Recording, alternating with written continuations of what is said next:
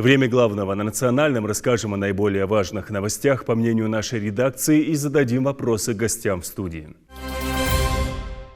Правительство России установило надбавку к зарплате для ряда российских силовиков. С 1 октября этого года она составит 5%, а с октября следующего – 10%. Согласно постановлению, ежемесячная надбавка затронет сотрудников полиции, учреждений органов уголовно-исполнительной системы, органов принудительного исполнения, Федеральной противопожарной службы, Государственной противопожарной службы и таможенных органов. Кроме того, она предусмотрена для лиц, проходящих службу в Росгвардии и имеющих специальные звания полиции. Индексация пенсий россиянам с 1 января будущего года заложена в проекте федерального бюджета. Важно, чтобы она была не менее 1000 рублей в среднем, заявила замглавы социального комитета Софеда Елена Бибикова. Она отметила, что индексация пенсий с января заложена в бюджете. Парламентарий напомнила, что с 1 января текущего года пенсии были проиндексированы на величину, превышающую инфляцию на 8,6%, и что с 1 января 2023 года будет проводиться индексация пенсий военнослужащим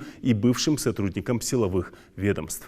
Правительство России в текущем году выделяет более 30 миллионов рублей на выплаты для тех, кто получает различные государственные награды за многодетность, сообщил премьер-министр Михаил Мишустин на заседании Кабмина в четверг. Президент в текущем году принял решение возродить существовавшее в советское время почетное звание «Мать-героиня». Вместе с его присвоением предусмотрено серьезное финансовое поощрение – 1 миллион рублей. В 5 раз до 500 тысяч рублей был увеличен с января текущего года размер денежных средств при награждении орденом «Родительская слава». Также в августе впервые введена выплата при вручении медали такого ордена. Она составляет 200 тысяч рублей. Правительство выделяет на эти цели в текущем году более 30 миллионов рублей. Соответствующее распоряжение подписано. Напомню, в августе президент России подписал указ об учреждении звания «Мать-героиня». Единовременную выплату в 1 миллион рублей получают матери, родившие и воспитавшие 10 и более детей. В России в феврале следующего года проиндексируют материнский капитал, сообщила пресс-служба Минтруда. Уточняется, что индексация пройдет по уровню фактической инфляции. Увеличение маткапитала заложено в бюджете социального фонда. Такая индексация будет произведена с 1 февраля следующего года. Всего в 2023 году на выплату материнского капитала планируется направить более 550 миллиардов рублей. Размер выплат на первого ребенка составит 589,5 тысяч рублей. Это на 65 тысяч больше, чем в нынешнем году. Маткапитал на второго ребенка вырастает на 85,9 тысяч рублей до 779 тысяч. Уровень безработицы в России в августе этого года снизился до нового исторического минимума в 3,8%, следует из доклада Росстата. До этого исторический минимум по безработице составлял в России 3,9%. На таком уровне она держалась в мае-июне текущего года. В июле общая численность безработных составляла 2,9 миллионов человек. В августе она снизилась до 2 миллионов 855 тысяч человек.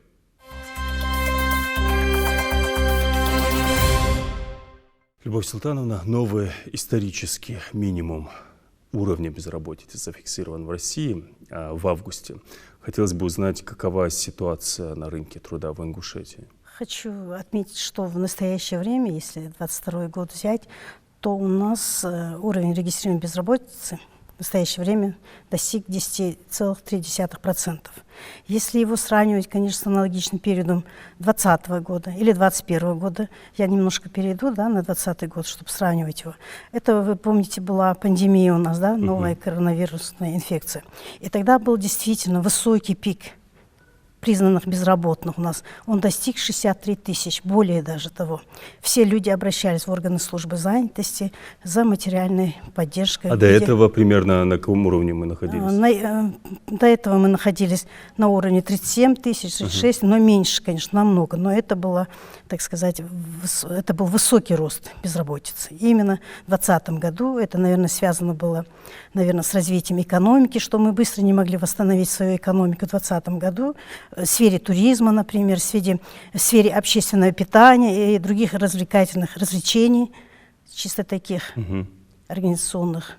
И вот поэтому, и помимо этого люди становились на учет по безработице, признавались безработными.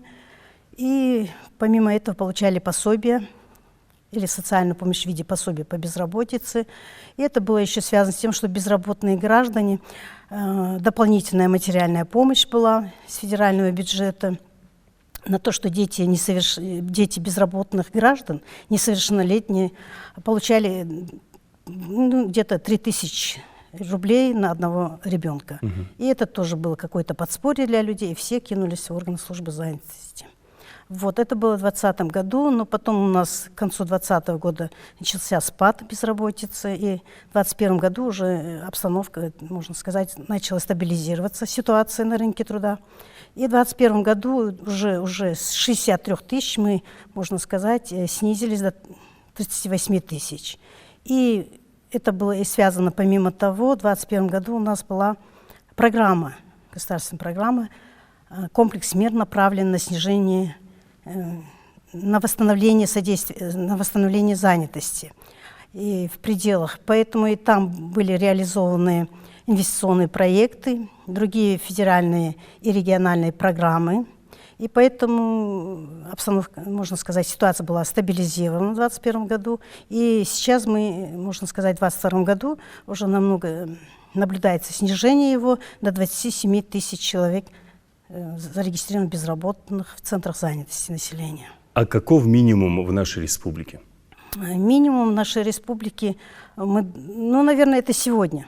Это и есть минимум, наверное, 27 тысяч, потому что за последние несколько лет мы наблюдаем только сейчас снижение его с 2020 года и даже с 2019 года. Получается, на снижение напряженности на рынке труда повлиял именно этот комплекс мер? В 2021 году были сопутствующие программы еще? В 2021 году, конечно, влияние было и реализация комплекса мер, направленная на восстановление занятости населения. И помимо этого реализация инвестиционных проектов, региональных других программ, имеется в виду это и ввод новых объектов, строительство новых объектов и создание новых рабочих мест. Но это, наверное, Реал, РИАК, Бренд, Бест Бренд, Южный и другие, можно сказать, предприятия, которые у нас находятся на территории Республики Ингушетия.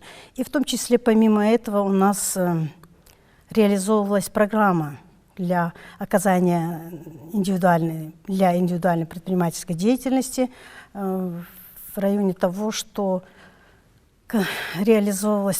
оказывалась социальная помощь, материальная поддержка в виде социального контракта. Это для малоимущих граждан Республики Ингушетия.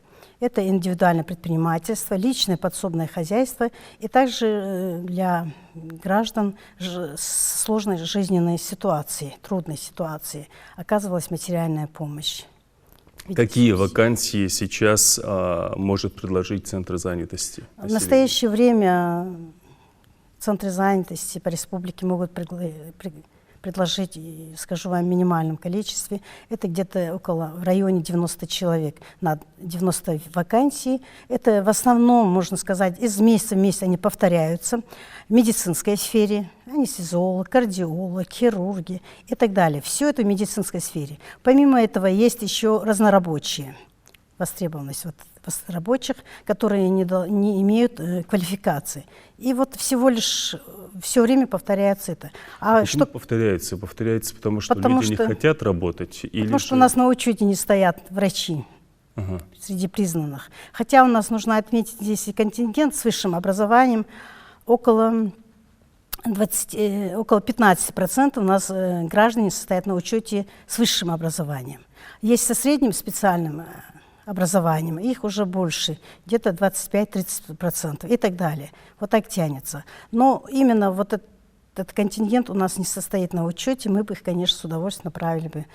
То есть, получается, медики могут найти работу? Да, медики могут найти работу, могут. И разнорабочие могут, которые не имеют, сказать, никакой квалификации и могут без образования, если со средним, просто общим образованием, найти вот работу именно в этих сферах и всего лишь. Из 10 пришедших в Центр занятости, к примеру, сколько человек находят работу?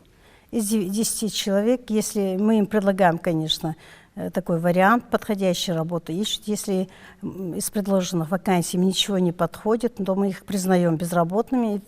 Ну а чаще как, не подходит? не подходит, потому что у нас, вы знаете, Люди избирательные. избыток именно экономистов, юристов и водителей, очень большой избыток. А вот такие узкие специализации, как технолог, которые, наверное, на предприятиях в настоящее время они востребованы, например, пишут все время, да, технологии нужны, да, на предприятиях, например, швейная фабрика, да, или юртовская, там тоже технологии нужны. Но опять же нам технологии нужны какие? С высоким качеством, да, работы. И нужны газоэлектросварщики с высшим разрядом, например, да, электрики, крановщики. Такие вакансии у нас, если есть, мы сразу можем найти им на работу.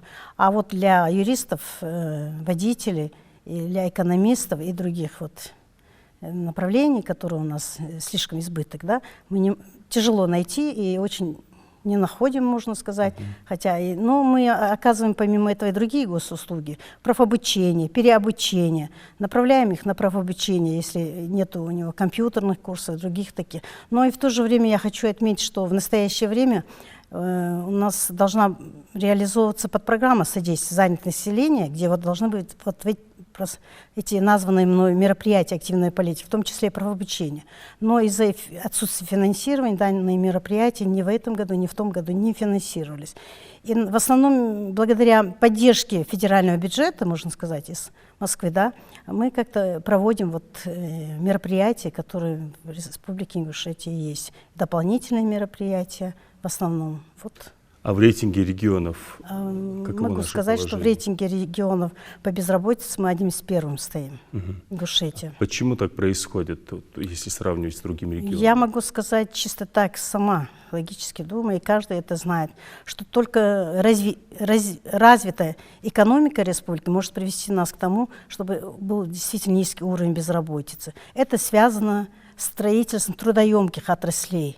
Прежде всего, для того, чтобы задействовать как можно больше человеческого потенциала, да, человеческих трудовых ресурсов. Да. Это трудоемкие и ввод новых объектов, создание новых... Как вы сказали, с вводом новых объектов, конечно, предприятий только это у нас ситуация меняется. У нас и есть дефицит, да, вакантных должностей. И очень сложные обстановки, в том числе, что люди не могут трудоустроиться на постоянной основе. Все-таки и в то же время у нас занятость носит какой характер? Временный характер, сезонный, можно сказать. Летом люди сами трудоустраиваются, самостоятельно находят работу, да, строительные или другие подрабатывают так как-то, да, вот на такой поддержке находятся. И вот только строительство и ввод новых объектов может привести к тому, что действительно люди смогут себе найти работу. Сокращение числа специальностей, на которые абитуриенты могут одновременно подать заявление в ВУЗ, позволит им определить сферу будущей профессиональной деятельности и усилить подготовку по необходимым предметам, сообщили в пресс-службе Миноборнауки России. Ранее министерство сократило количество специальностей, по которым абитуриент сможет одновременно участвовать в конкурсе при поступлении на образовательные программы бакалавриата и специалитета с 10 до 5. Это позволит абитуриентам сконцентрировать свои усилия на одной области образования, определить сферу будущей профессиональной деятельности и усилить подготовку по необходимым для сдачи экзаменов предметам, а также повысит ответственность абитуриентов за выбор определенного направления подготовки или специальности, говорится в сообщении. Отмечается, что опыт прошлых приемных кампаний показал, что максимальное количество направлений, которые выбирали абитуриенты для поступления, в среднем составило 5. Своим мнением относительно сокращения числа специальностей в вузах с нашей редакцией поделился профессор РАНХИКС Михаил Фридман. Сегодня мы сталкиваемся с необходимостью работать с детьми, которые должны научиться связывать приобретаемую профессию, получаемую специальность со своей дальнейшей жизненной перспективой. То есть образование – это средство человеку, средство для самореализации, средство для того, чтобы встроиться в общество, приносить пользу и реализовать на практике какие-то свои цели, идеи, принципы, может, миссию, предназначение. Это можно назвать как угодно. В связи с этим возникает закономерный вопрос. Кто сегодня разрабатывает новую образовательную реформу? Кто? Российская академия образования, Федеральный институт развития образования в структуре РАНХИКС или какие-то другие платформы, площадки, институции. Кто занимается стратегией? Если мы не знаем, куда плыть, то ни один ветер нам не будет попутным, как сказал Сенека. Нам важно определиться сначала с целью и потом уже заниматься какими-то изменениями, сокращать число этих направлений подготовки, расширять их, изменять, может быть, вместо направлений подготовки вернуться к специальностям, к отраслевому профессиональному образованию, вообще, чтобы высшее образование было профессиональным. Потому что тот эксперимент, который был связан с внедрением ЕГЭ по борьбе с коррупцией, во многом себя просто не оправдал. Не оправдал. Мы видим, что решаются самые разные вопросы, но эти вопросы в основном носят какой-то частный характер, а не всеобщий, как это планировалось изначально. Миноборнауки России установила единые сроки приема на бюджетные места по всем формам обучения, в том числе сроки дополнительного приема. Напомним, раньше каждый вуз мог самостоятельно устанавливать сроки приема на заочное отделение. В результате приемная кампания длилась до конца сентября. Отмечается, что теперь для поступающих на обучение по результатам ЕГЭ по всем формам обучения срок завершения приема документов не ранее 20 июля и не позднее 25 июля. Дополнительный прием завершается не позднее 29 августа. Согласно новым правилам, абитуриент может одновременно подать 2 заявления, в том числе на обучение за счет средств федерального бюджета, а также на места по договорам об оказании платных образовательных услуг. Новые правила вступают в силу с 1 марта следующего года и будут действовать до 1 сентября 2027 года. Минпросвещения подвели итоги приемной кампании. Более 42 тысяч абитуриентов на конец сентября зачислены в педагогические вузы. При этом самыми популярными специальностями среди них стали литература, обществознание и русский язык как иностранный. А среди естественно-научных профилей лидируют математика и информатика. Школа ингушских адатов открылась в сельском поселении Нестеровское. В местном доме культуры, в стилизованной под старинный быт ингушей аудитории, молодым людям будут рассказывать о вековых традициях народа.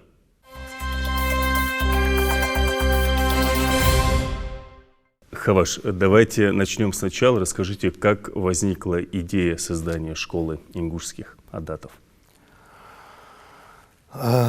Идея возникла в 2017 году.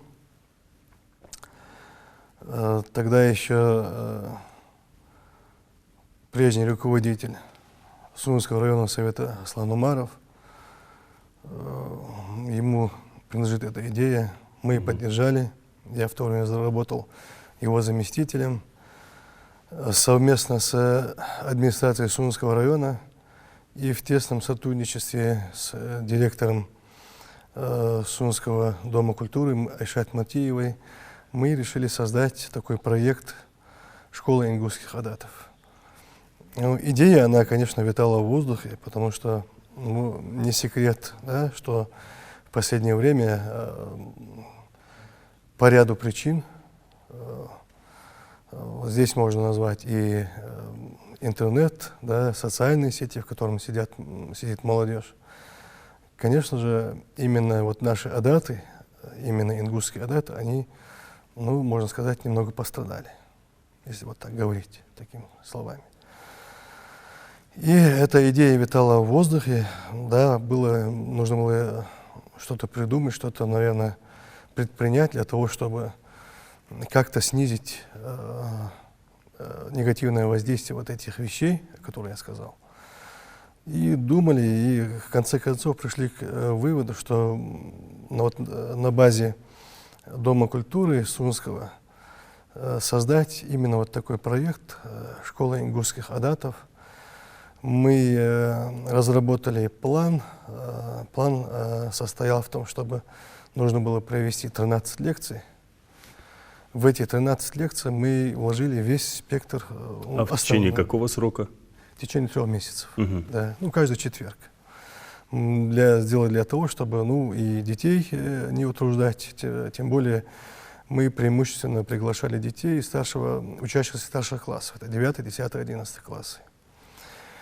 Цель, конечно, естественно, цель была в том, чтобы сохранить и возродить те нормы ингушских адатов, которые на протяжении многих веков, тысячелетий сохранялись в нашем народе. А занятия кто ведет? На занятия мы привлекали известных в республике знатоков ингушских обычаев, традиций.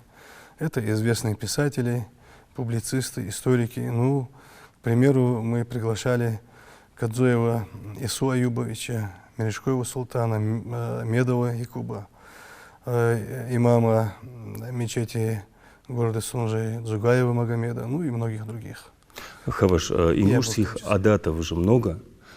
Как получилось? Вы выбрали какие-то основные или вот охватили все адаты? Ну вот в 13 лекциях, каждая лекция у нас имеет отдельную тему.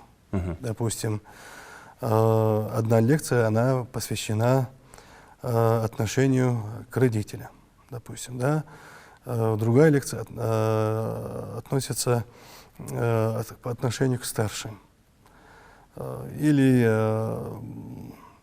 ингушской одежде, или мероприятия, которые у нас проходят, да, это свадьбы, похороны, свадьбы, и как молодой человек должен себя вести на этих мероприятиях.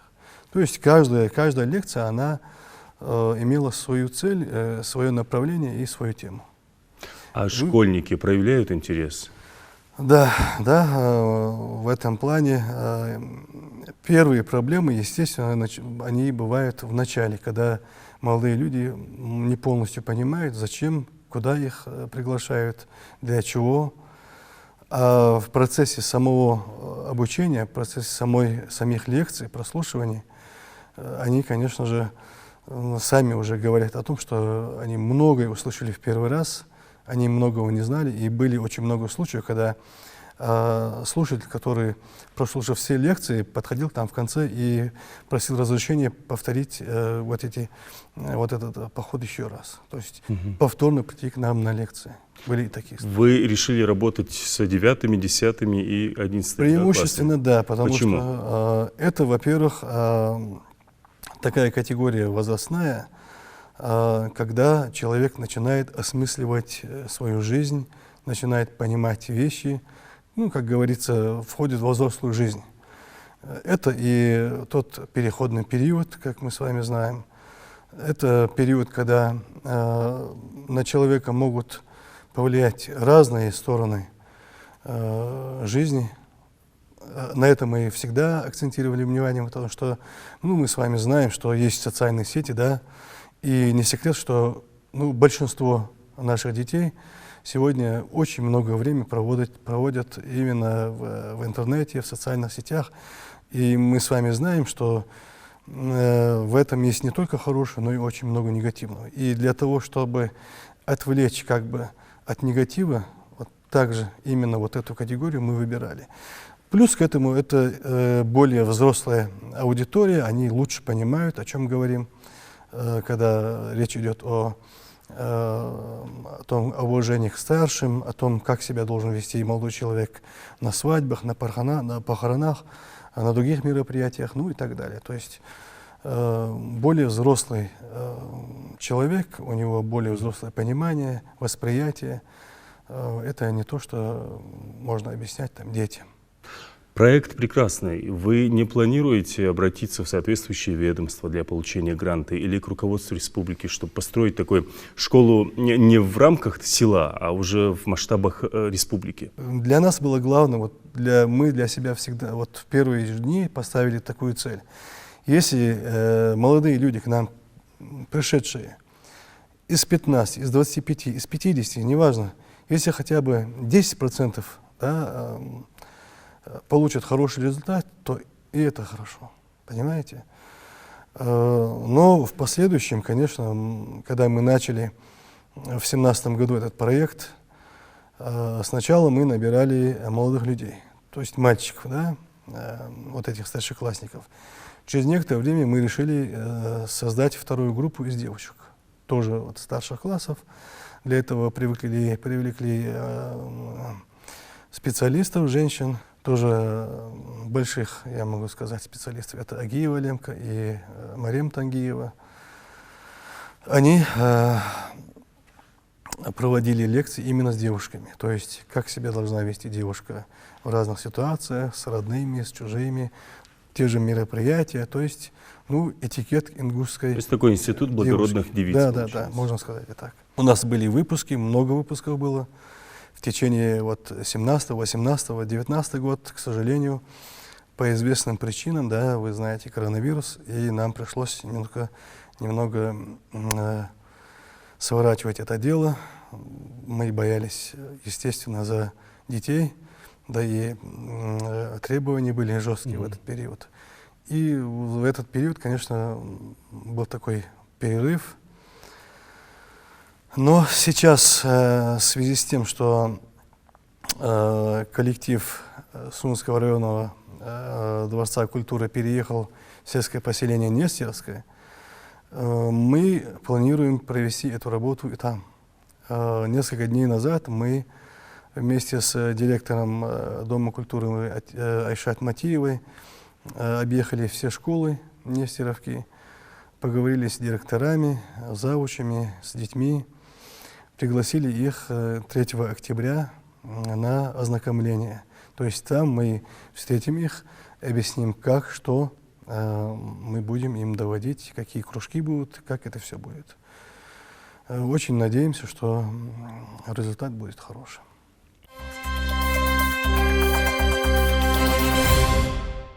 Удаленные из App Store приложения ВК будут работать сколько угодно, пока не станут неактуальными для новых версий операционной системы на iPhone. При ее регулярном обновлении они проработают минимум 2-3 года, рассказал РИА Новости директор Ассоциации профессиональных пользователей соцсетей и мессенджеров Владимир Зыков. Они могут работать сколько угодно, пока не станут неактуальными для новых версий. Не менее 2-3 лет они точно должны продержаться. Потом, если пользователи будут активно обновлять свои устройства на последние версии, там могут начаться проблемы с поддержкой текущего приложения. Может не открываться, может глючить, может выбрасывать пользователя. Какие-то функции могут некорректно работать. Напомню, в понедельник многие приложения ВК, среди которых ВК Play, ВК Музыка, ВК Клипы, ВК Мессенджер, ВК Админ, а также Почта Mail и Облако Mail перестали появляться при поиске в App Store. ВК подтвердила удаление нескольких приложений из маркетплейса, но отметила, что все установленные ранее сервисы продолжают работать в обычном режиме. А я на этом с вами прощаюсь. Смотрите главное на Национальном и всего доброго.